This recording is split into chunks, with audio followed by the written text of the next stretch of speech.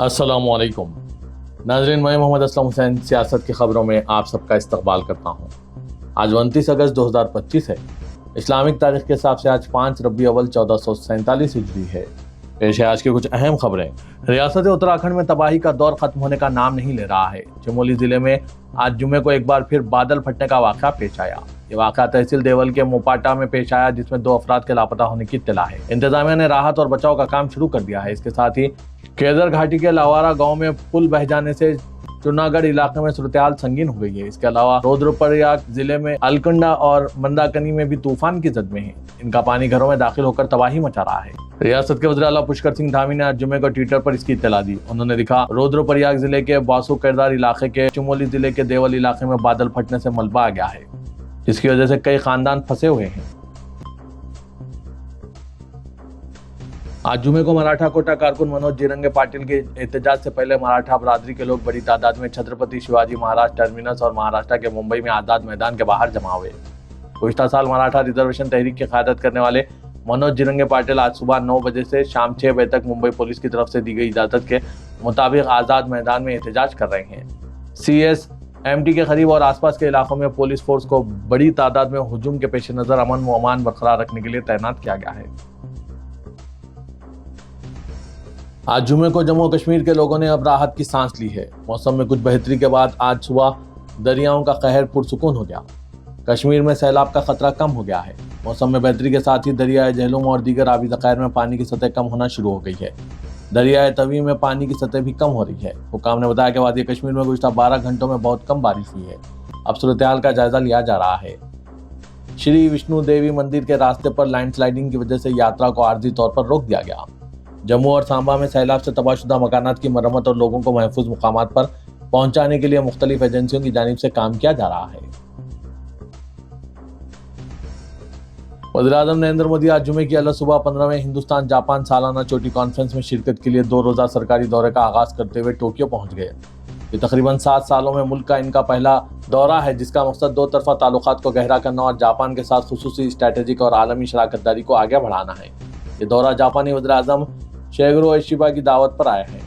सरबराह इजलास के दौरान वज़ीर-ए-आज़म नरेंद्र मोदी अपने जापानी हममनसब के साथ गहराई से बातचीत करेंगे, मुतअद्दिद शोबों में पेशरफ्त का जायजा लेंगे और बाहमी दिलचस्पी के इलाकाई और आलमी मसाइल पर ख्यालात का तबादला करेंगे। जापान के दौरे के बाद वो तियानजिन में शंघाई ताउन तंजीम के सरबराही इजलास में शिरकत के लिए 31 अगस्त से 1 सितंबर तक चीन जाएंगे। वज़ीर-ए-आज़म नरेंद्र मोदी आज जुमे की सुबह टोक्यो पहुंचे हैं, जहां हिंदुस्तानी और जापानी कम्युनिटी के अराकीन ने सकाफती परफॉर्मेंस के साथ इनका पुरजोश इस्तकबाल किया। हिंदुस्तानी सकाफत को अपनाने वाली जापानी कम्युनिटी के अरकान ने क्लासिकी रक़्स की मुख्तलिफ शक्लों से लेकर लोकगीतों तक कई परफॉर्मेंस पेश किए। राजस्थानी लिबास में मलबूस जापानियों के एक ग्रुप ने रिवायती लोकगीत के साथ PM मोदी का इस्तकबाल किया। एक और ग्रुप ने मुख्तलिफ क्लासिकी रक़्स पेश किए, जिनमें कथक, भारतनाट्यम और ओडिसी शामिल हैं। रियासत बिहार में इस साल होने वाले असेंबली इंतखाबात के सिलसिले में कौमी जमहूरी इत्तेहाद यानी NDA में सीटों की तकसीम का फार्मूला तय पा गया है। नशिस्तें भी तकसीम हो चुकी है। बताया जा रहा है कि बिहार में NDA में 5 पार्टियां हैं। BJP और JDU के अलावा इस इत्तेहाद में चिराग पासवान की पार्टी, जितिन राम मांझी की पार्टी और उपेंद्र कुशवाहा की पार्टी शामिल हैं। इन 5 जमातों के दरमियान सीटों की तकसीम को हतमी शक्ल दे दी गई है। रिपोर्ट के मुताबिक नीतीश कुमार की पार्टी JDU ज्यादा से ज्यादा सीटों पर इलेक्शन लड़ेगी। JDU को बिहार की 243 सीटों में से 102 सीटें मिल सकती है। इसके साथ ही BJP दूसरे नंबर पर है। BJP इस मरतबा 101 सीटों पर इलेक्शन लड़ सकती है। इसके साथ ही चिराग पासवान की पार्टी LJP रामविलास को 20 सीटें मिलने का इम्कान है। इसके अलावा जितिन राम मांझी और उपेंद्र कुशवाहा को 10-10 सीटें दी जाएगी। 1 या 2 नशिस्तें ऊपर नीचे हो सकती है। तामीन आदत-ओ-शुमार के बारे में कोई बाज़ाब्ता तौर पर तस्दीक नहीं की गई है, लेकिन ये यकीनी है कि बहुत जल्द सीटों की तकसीम का ऐलान कर दिया जाएगा। राष्ट्रीय एवं सेवक संघ के सदस्य साला तकरीबात के तीसरे दिन संघ के सरबराह मोहन भगवत ने मीडिया से खुसूसी गुफ्तगू करते हुए इनके कई सवालों के जवाब दिए और ये वाज़ेह कर दिया कि ना वो सुबुकदोश हो रहे हैं और ना उन्होंने BJP में किसी पर भी रिटायर होने का दबाव बनाया है।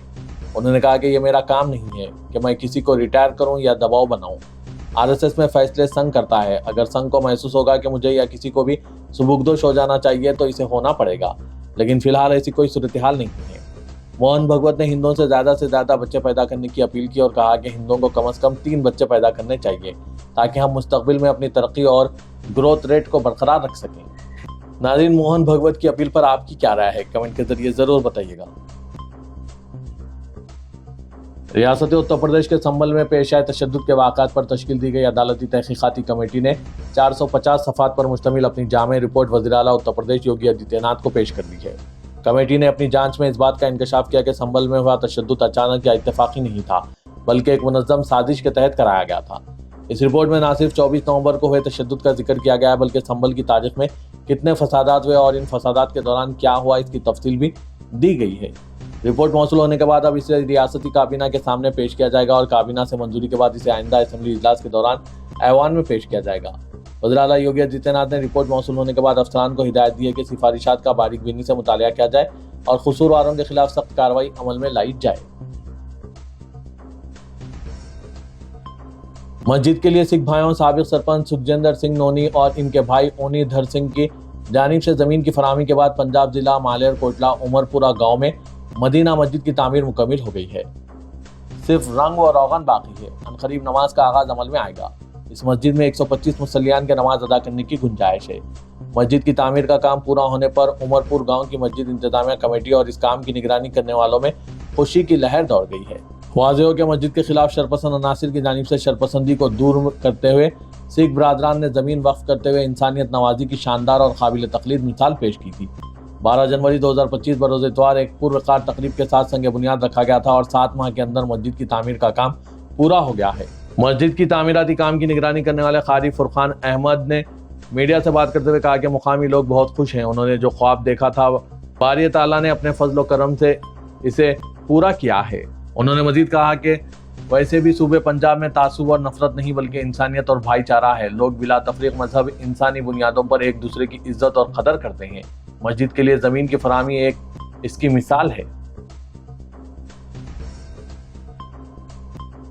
मुल्क का मिजाज जानने के लिए इंडिया टुडे ने सी वोटर के साथ मिलकर द नेशन सर्वे किया है। इस सर्वे के जरिए यह जानने की कोशिश की गई है कि मुल्क के अगले वज़ीर आज़म के ओहदे के लिए बीजेपी में बेहतर चेहरा कौन हो सकता है। इस सर्वे में 3 नामों का जिक्र किया गया, जिसमें वज़ीर दाखिला अमित शाह, उत्तर प्रदेश के वज़ीर आला योगी आदित्यनाथ और मरकजी वज़ीर नितिन गडकरी के नाम शामिल हैं। इस सर्वे में पूछा गया कि वज़ीर आज़म नरेंद्र मोदी के बाद बीजेपी में वज़ीर आज़म के ओहदे का दावेदार कौन है, जिसमें 28% लोगों ने वज़ीर दाखिला अमित शाह को पसंद किया, 26% लोगों ने वज़ीर आला योगी आदित्यनाथ और 7% ने मरकजी वज़ीर नितिन गडकरी को पसंद किया। इसके साथ ही इस सर्वे में यह भी पूछा गया कि अगले पीएम के तौर पर सबसे बेहतर चेहरा कौन है, जिसमें 52% ने नरेंद्र मोदी और 25% ने राहुल गांधी को पसंद किया।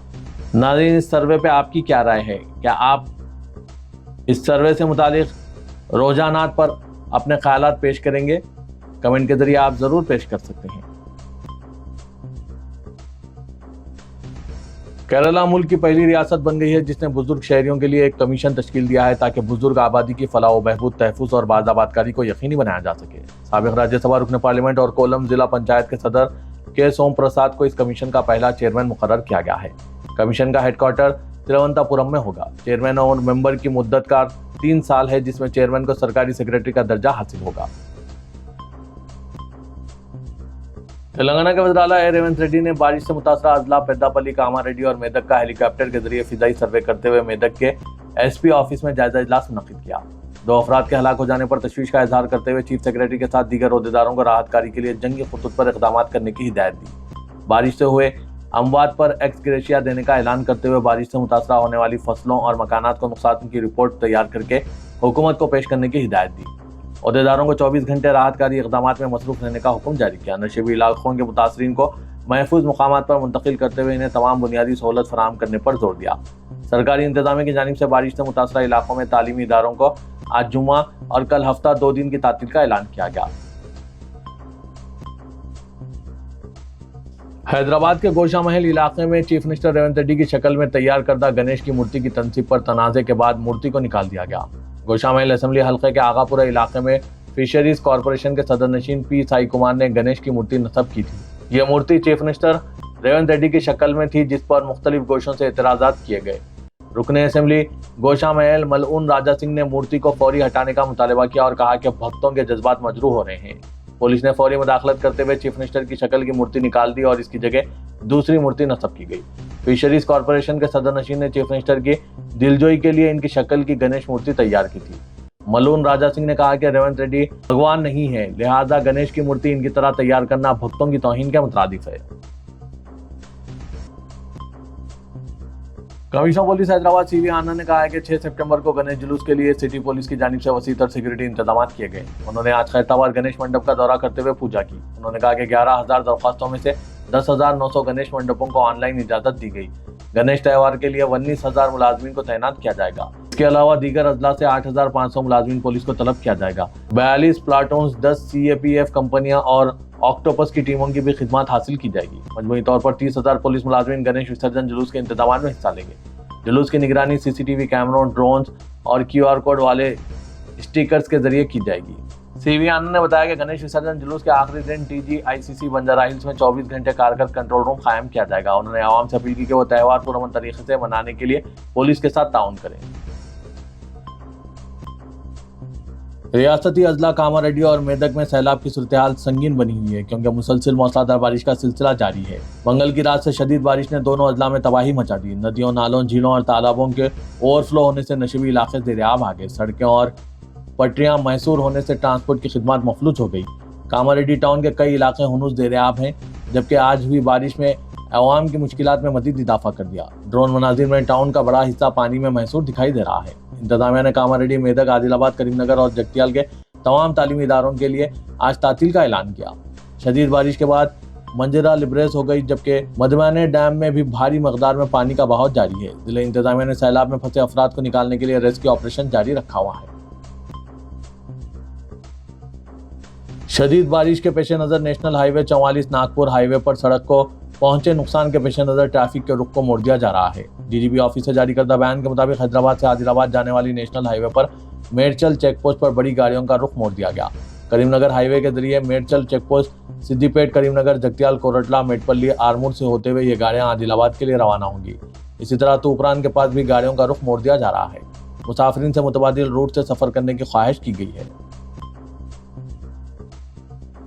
तेलंगाना पुलिस ने शहरियों से ख्वाहिश की है कि वो सैलाब से मुतालिक इत्तलात सोशल मीडिया पर शेयर करने से पहले इसकी तस्दीक कर ले, अवाम में गैर जरूरी तशवीश पैदा ना की जाए। तेलंगाना पुलिस ने कहा है कि सरकारी अकाउंट से या सरकारी मिशनरी की जानिब से तस्दीक के बाद ही इत्तलात सोशल मीडिया पर पोस्ट की जाए। पुलिस ने मशवरा दिया है कि सैलाब से मुतालिक पुराने वीडियोस वायरल होने का इम्कान होता है, इसीलिए अवाम ऐसे किसी भी वीडियो को देखकर खौफजदा ना हो। इस दौरान पुलिस के इल्म में यह बात आई है कि सैलाब से मुतालिक बात सोशल मीडिया प्लेटफॉर्म पर गलत तशहीर की जा रही है।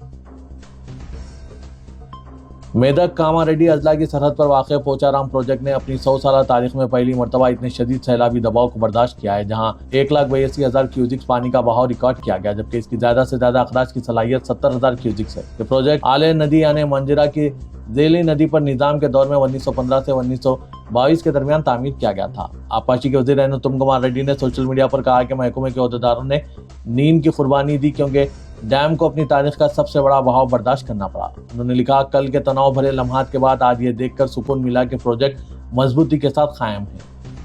103 साल की तारीख में पहली मरतबा पानी वाइजर पर 3 फीट से ज्यादा ऊपर बह गया। मूसा नदी में पानी के शदीद बहाव के दौरान आज एक नौजवान बह गया। मुकामी ज़राए के मुताबिक चादरघाट के करीब आज 40 साला सलीम कुरैशी साकिन शंकर नगर मूसा नदी में चादरघाट के पास हादसाती तौर पर बह गया। ज़राए के मुताबिक वो पानी का बहाव देखने के लिए गए हुए थे कि यह हादसा पेश आया। फौरी तौर पर पुलिस को मुतला किया गया। इत्तला मिलते ही पुलिस, SDRF और हैड्रा के दस्ते मूसा नदी के पास पहुंच गए और तलाशी मुहिम शुरू कर दी। मूसा नदी में पानी का शदीद बहाव देखा जा रहा है। इसके पेश नज़र पुलिस ने शहरियों से ख्वाहिश की है कि वो पानी के करीब जाने से एहतियात करें। माह रबी अव्वल में ईद मिलादुन्नबी सल्लल्लाहु अलैहि वसल्लम के मौके पर ऑल इंडिया बज़्म रहमत आलम की जानिब से हर साल रहमत आलम पीस अवार्ड दिया जाता है। इस साल Rahmat Alam peace award 2025 professor Vipin Kumar Tripathi को अपने सेकुलर किरदार, गंगा जमनी तहजीब और फलस्तीन में हो रहे मजालिम के खिलाफ आवाज उठाने की पादाश में इन्हें ये अवार्ड देने का फैसला किया गया है। इस खुसूस में सदर ऑल इंडिया बज़्म रहमत आलम M.A. मुजीब ने तफसीलात से वाकिफ कराया है। रहमत आलम पीस अवार्ड एक ऐसा मुनफरिद अवार्ड है जो कुल हिंद बज़्म रहमत आलम आज से 10 साल पहले इस अवार्ड को क़ायम किया गया था। इस अवार्ड का मकसद ये है कि ऐसे शख्सियात जो हिंदुस्तान के हालात के हिसाब से जिनका ताल्लुक़ इस्लाम से नहीं है, वो मुसलमान नहीं है, उसके बावजूद भी मुसलमानों के हुकूक़ के लिए और इस्लाम में पाई जाने वाली जो गलतफ़हमियाँ उसको दूर करने के लिए, इस्लाम के लिए और मुसलमानों के काज के लिए काम करते हैं, ऐसे लोगों को ढूंढना और उनको रहमत आलम पीस अवार्ड से नवाजना ये काम बज़्म रहमत आलम की तरफ से चल रहा है। और इस साल 2025 में मिलादुल नबी के रोज़ जो 5 सितंबर को है, ख्वाजा मेंशन फंक्शन हॉल में बाद नमाज जुम्मा एक फंक्शन मुनक़िद होगा, जिसमें रहमत आलम पीस अवार्ड वी के त्रिपाठी साहब, प्रोफेसर विपिन कुमार त्रिपाठी साहब को दिया जा रहा है।